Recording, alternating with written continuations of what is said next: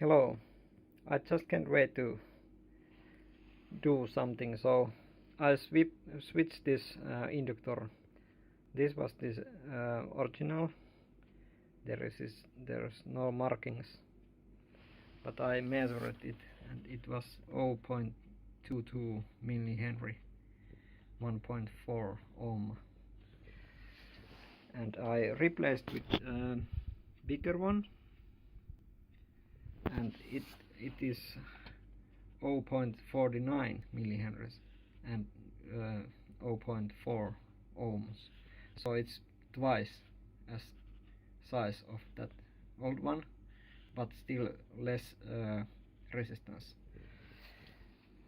And this works great. This ain't hot, I can touch it.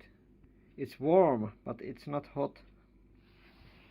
It's charging with good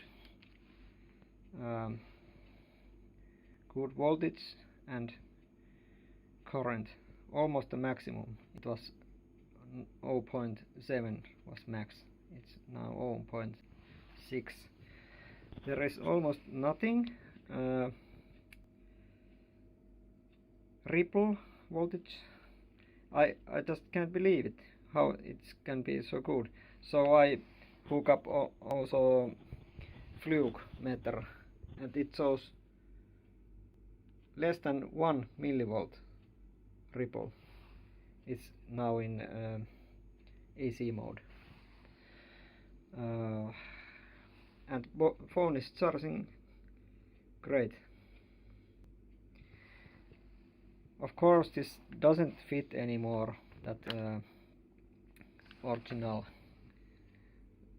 bracket housing, but it doesn't matter. I just want to test it. I think I'm not going to use this, but with right components this is useful. Maybe I can use this for some other project or something. I can shoot with thermal cam for end, so you can see how hot this is. This is not hot, this is just warm right now.